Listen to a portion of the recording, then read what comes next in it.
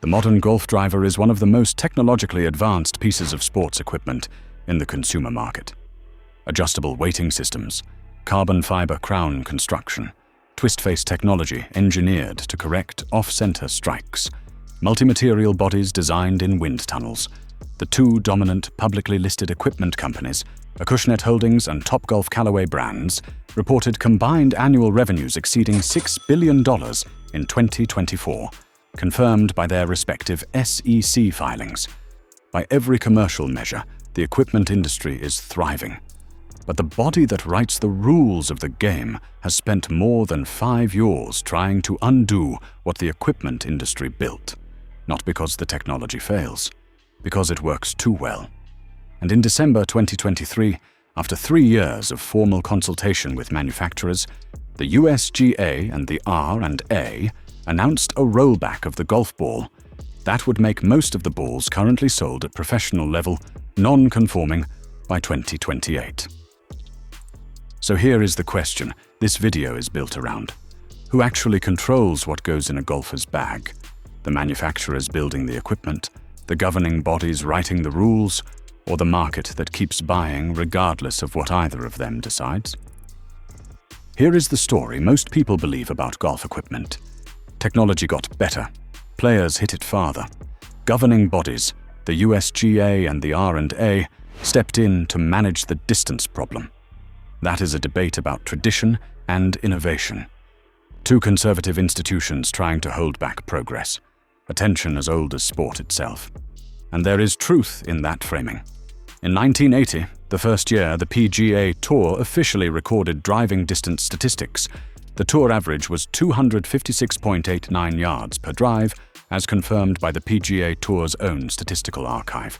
By 2024, Cameron Champ led the tour with a 322.8 yard average for that season. The tour average now sits around the 300-yard mark. That is a gain of more than 40 yards in 40 years. The governing bodies have been clear about what they believe is driving that change. The USGA's 2020 Distance Insights report concluded directly. The continuing cycle of increased hitting distances and longer golf courses was taking golf in the wrong direction and needed to stop.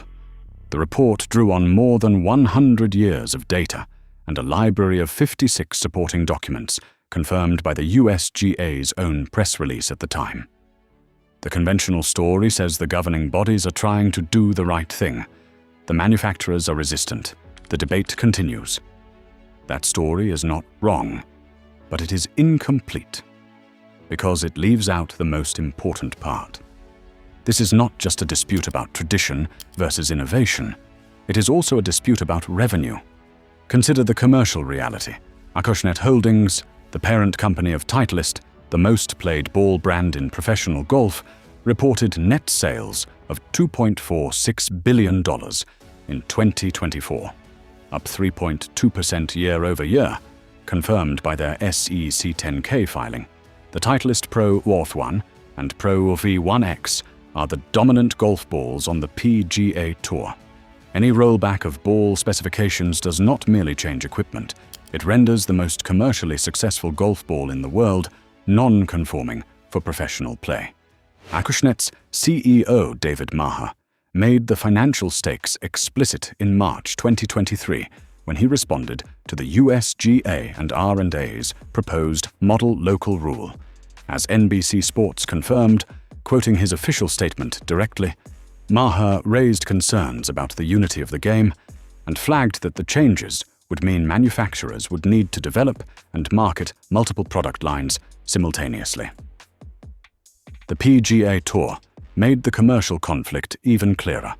When the USGA and R&A announced the rollback in December 2023, the PGA Tour issued a formal response, saying the proposed testing conditions did not reflect actual PGA Tour data trends and that it would continue to share its feedback with the governing bodies.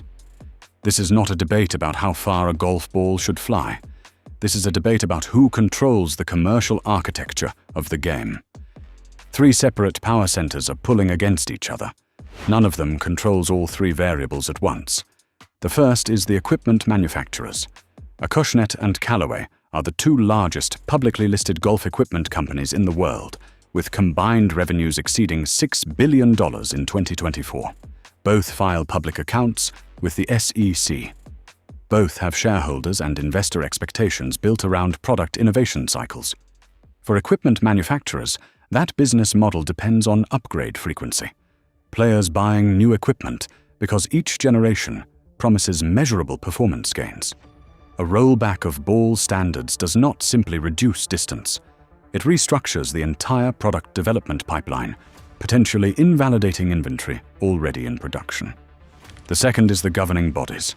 The USGA and the R&A jointly write and interpret the rules of golf. They have genuine regulatory authority, the power to determine which equipment is conforming and which is not. But here is the critical limitation of that authority. They can govern what is legal in elite competition.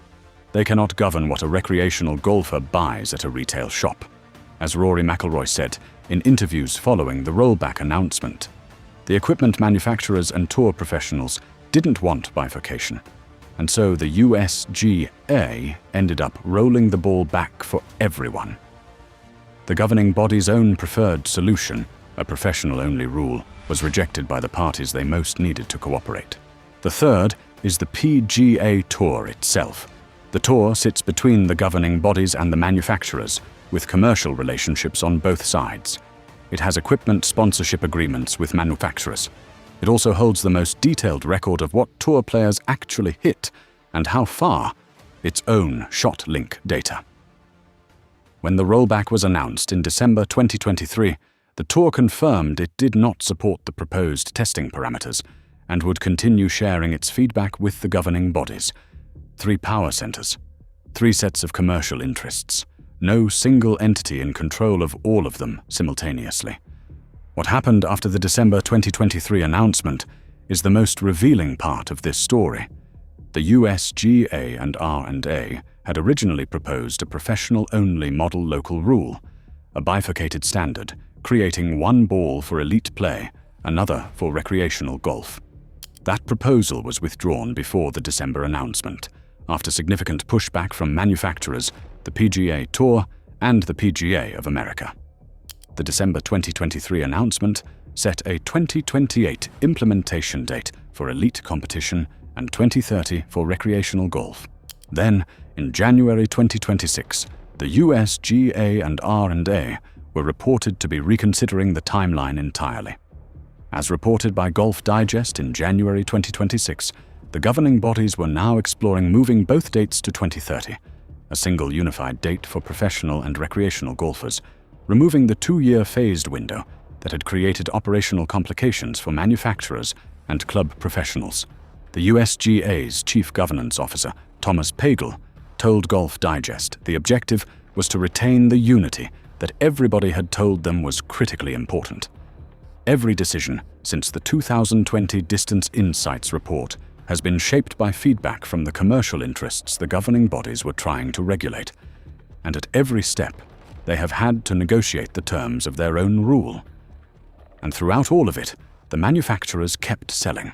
Acushnet predicted further revenue growth in 2025, projecting net sales between $2.485 and $2.535 billion, as confirmed in their 2024 earnings release.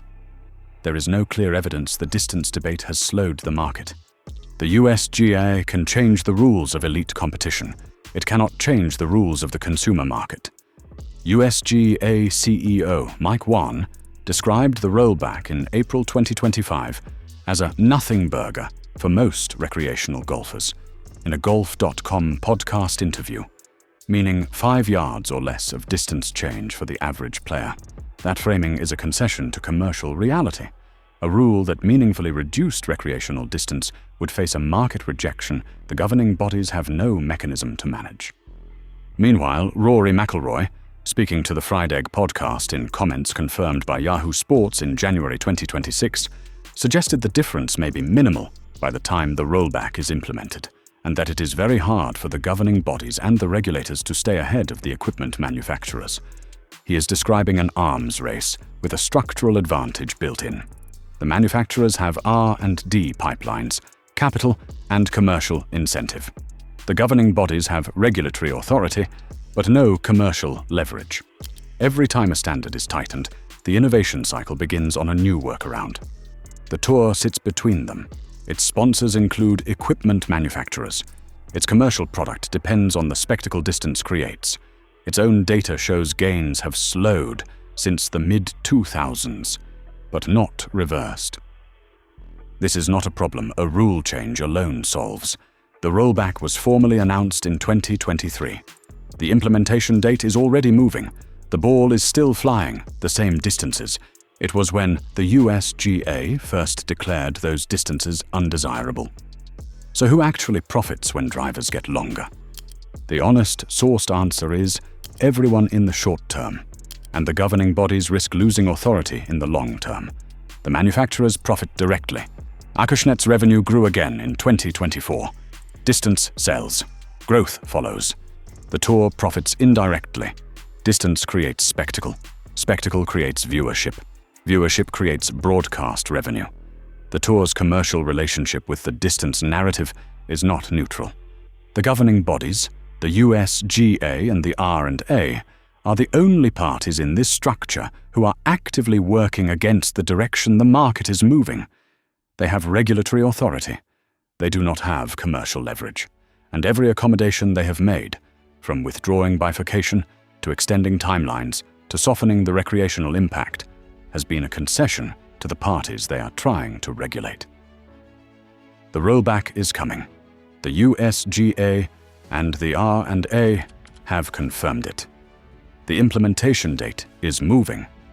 The commercial negotiation continues. The governing bodies write the rules. The manufacturers make the market. And until those two things move in the same direction, the equipment arms race doesn't end. It just changes addresses.